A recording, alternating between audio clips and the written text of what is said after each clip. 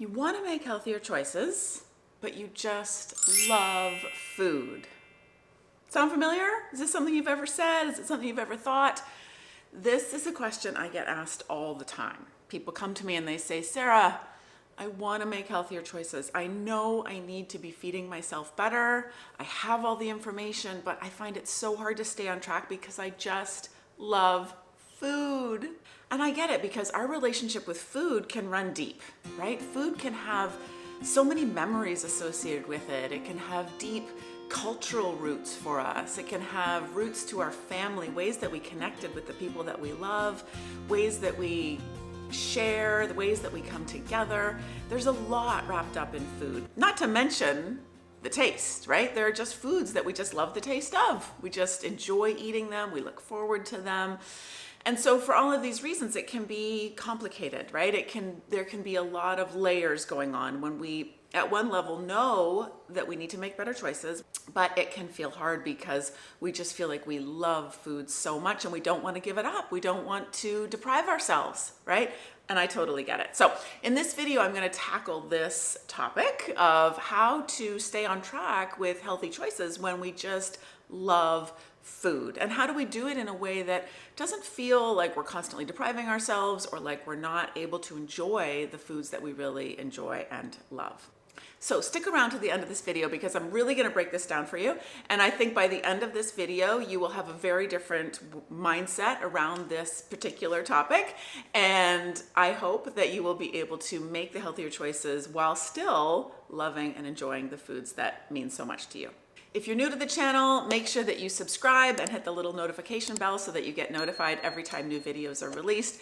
I post new videos here on the channel every single week, all about how to create healthier habits, how to stick with healthier habits consistently, and how to literally reprogram and rewire your relationship with food so that staying on track doesn't constantly feel so hard. So you're not in this tug of war with your brain all the time, and so that your brain is actually on the same page, and staying on track with healthy choices starts to feel easy, starts to feel enjoyable, starts to feel just like your new normal. Okay, so you want to make healthy choices. You want to eat the foods that you know are really good for you, are really going to fuel and nourish your body and really help you reach your health and maybe weight loss goals. But you love food, right? What's a girl to do? So let's just talk about this idea that we love food, because love is a big word, yeah?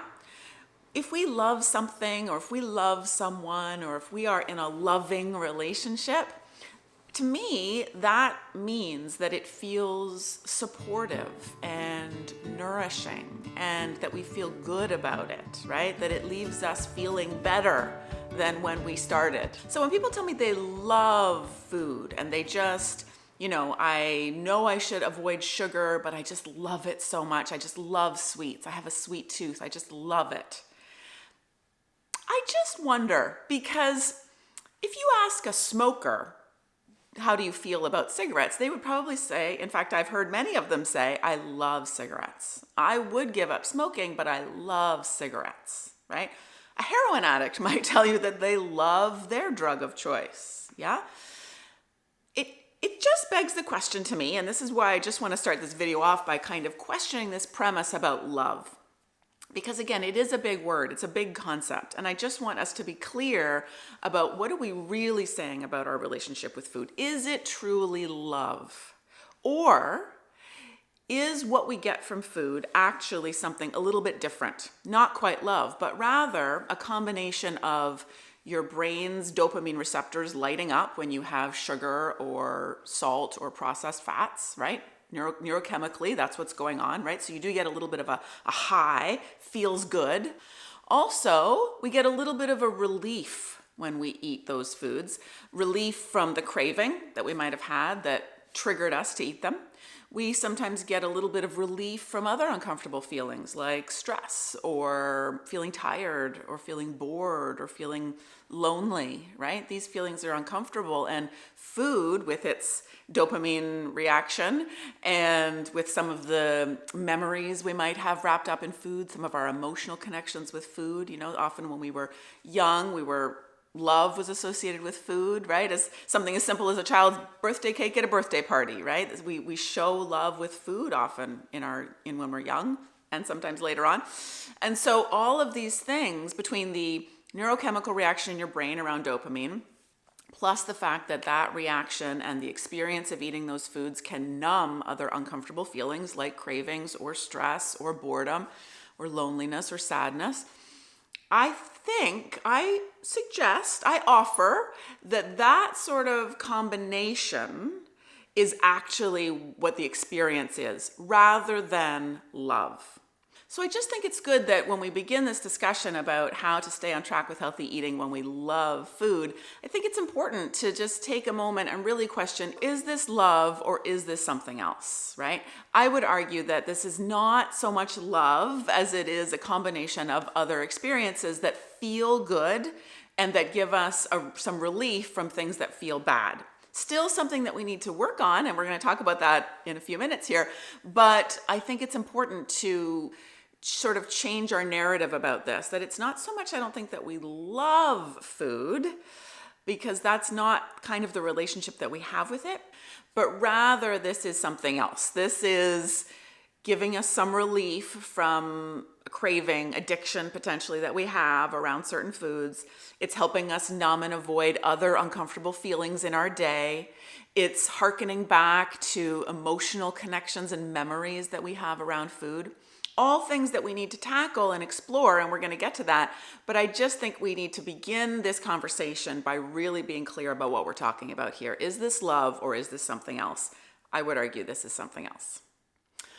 Okay, so let's think a little more deeply too about this idea about I love food, right? We just talked about whether or not that's even the right word to use, but let's keep using it for our purposes here. So let's unpack that a little bit, okay? Because if you really love something, how do you act with it?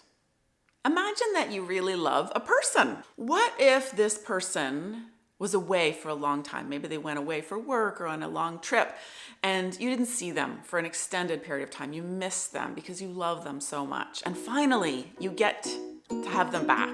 So when they come home and you have this reunion and you get to be with this person that you love, do you sit in front of the TV while they talk, completely ignoring them, mindlessly, not really paying attention, zoning out? Is that what you do with somebody that you love? Or if you truly love someone and you get to be with them and have that experience with them, do you tune out all distraction, focus on them, listen to them, connect with them, drink them in because you love them so much? I think that it's interesting that people tell me all the time that they can't make healthier choices because they just love food so much. And yet the way they are interacting with food, the way they are using food, their relationship with food day to day does not seem loving at all, right? To me, if you love potato chips, do you sit on the couch at night watching TV, shoving potato chips in your mouth, not even noticing, not even tasting until your hand hits the bottom of the empty bag?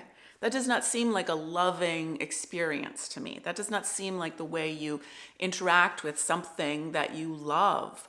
So if you say you love food, then experience it, right? Be with it, enjoy it. One of my favorite tools for this, and if you've followed me for a long time, or maybe you've done some of this with me, is mindful eating. Many of you might know that I've for years been running a challenge called the 5-Day Mindful Eating Challenge. I'll put the information for that challenge in the description below if you want to check it out. It's totally free. It's a great way to just explore this idea of mindful eating. But what mindful eating helps us do is have this more loving relationship with food. We say we love food, but we don't act in a loving way with food. So instead of just mindlessly eating, instead of just being on autopilot and not paying attention and just shoving food in our face because it's there or because we're not even aware of what we're doing, again, not loving. Instead, if we say we love food, if we want to enjoy food, which I think there's nothing wrong with, right? Food is beautiful. Food is how we nourish our bodies.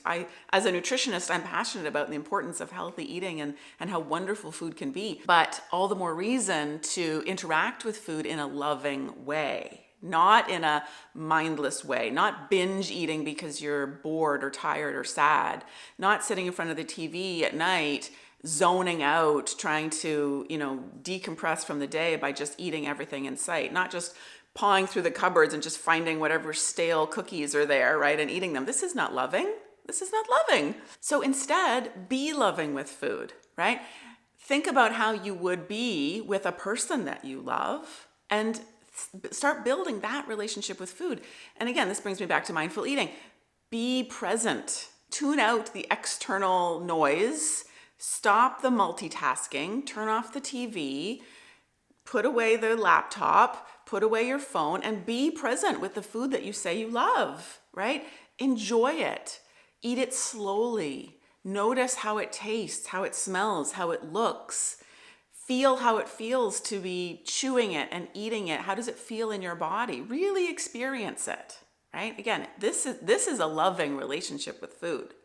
So if you are someone who believes that they just love food so much that they can't make healthier choices, I would encourage you, I guess, to examine your current relationship with food. Does it actually look like a loving relationship? Okay, and the final thing I want to invite you to think about in this conversation about loving food so much is, can you explore the idea of loving yourself at least as much? You love food, fine. Again, I'm not against loving food. I'm not against enjoying food. I think food is wonderful. I do, though, think that we have to think about when we say we love food and then we end up sort of abusing ourselves with food.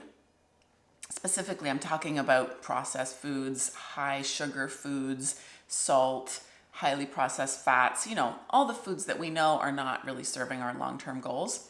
We say we love these foods, but my invitation to you is to see if you can try to love yourself at least as much. Love yourself, love your body, love the future you, the future that you want to create for yourself. So when that craving comes, can you think about what it would look like for you to act in a really loving way towards yourself? Again, it's fine to love the food, but what would it look like if you loved yourself that much? If you thought about the future you, the life you want to lead, the energy you want to have, the things you want to do, the role model you want to be for other people, the peace and freedom that you want to have in terms of your relationship with food, building all of that, that's a loving relationship, right? And so we love the food, fine, but can we love that as much?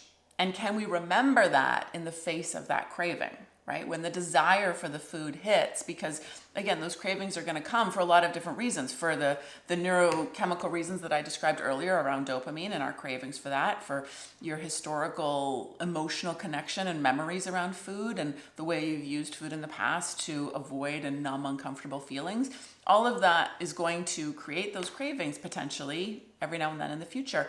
And so when those cravings come and you think, the first thought that pops into your head is, but I love this food so much, can you also think, but what would it look like right now if I loved myself as much or just a little bit more?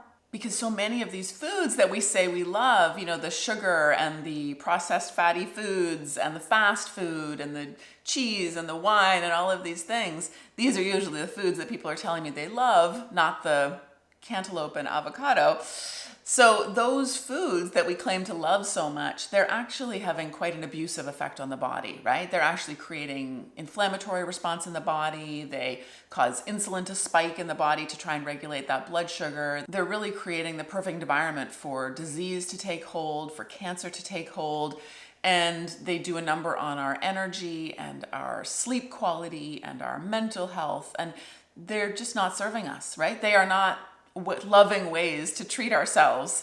And so again, I come back to, you may feel like you love those foods, but can you love yourself? Can you love your body? Can you love the future you're creating for yourself and your family as much or maybe a little more? Okay, so I hope this was helpful. I hope the next time you think to yourself, I want to make better choices, but I just love food so much, I hope you'll think about what we've talked about here today. I hope you'll, first of all, just take a pause and just think about this word love, this idea of love. It's a big idea. And is the way you feel about these foods true love? So think about that. Or is it something else?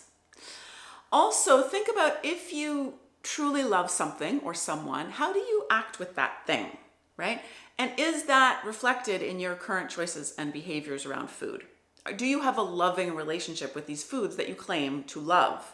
Or are you eating them in a way that is not loving, is actually, making you kind of sad and angry and depressed and frustrated, right? These are not hallmarks of a loving relationship. So just start to think about that. And if there are foods that you love, great. Eat them in a loving way, meaning eat them in a mindful way, right? Actually be present with them. Actually give them your attention. Give them your focus. Eat them slowly and intentionally and deliberately, right? Really enjoy them. Really love them. So just look at your current relationship with the foods you claim to love and just see how loving that really feels. And finally, when we think about these foods that we say we love so much, to just be open to the idea that many of these foods that we claim to love, sugars, processed fats, salts, all of these things, are not really loving to the body, right? They're actually sort of a toxic relationship for the body. And so does this feel loving, or is it actually sort of an abusive relationship that you have with these foods? And can you, even when those cravings hit, because they still might, can you just take a beat, take a pause, take a breath, and just think, okay, what would it look like right now if I loved myself as much as I say I love this food? What would I do? How would I act? How would I feel? What choice would I make if I loved myself, my body, my future as much, or maybe a little bit more than this food? Okay, so I hope these are helpful. Let me know in the comments. I'm so curious. Let me know in the comments below. What do you think about this? Are you somebody who feels like you struggle with making healthy choices because you love food so much? And has anything that I've said in this video created any kind of light bulb moment for you? I'm so curious, and I would love to have the conversation with you in the comments below and see if we can continue to explore this idea of loving food. And if you're interested in learning a little bit more about mindful eating and what that looks like and how you can invite more of that into your life, I will put the link in the description below for how you can sign up for the Mindful Eating Challenge. It's totally free. We run it pretty regularly, so check it out, and we would love to have you join us for the next one. And if you haven't already, make sure you subscribe to the channel, click that little notification bell so you get notified every time I upload new videos. I post new videos here on the channel every week, all about how to change your relationship with food, how to actually reprogram and rewire your old habits and your old patterns with food so that staying on track with making healthy choices starts to just feel like your new normal. All right? Awesome. Have a great rest of your day, and I will see you right back here next week.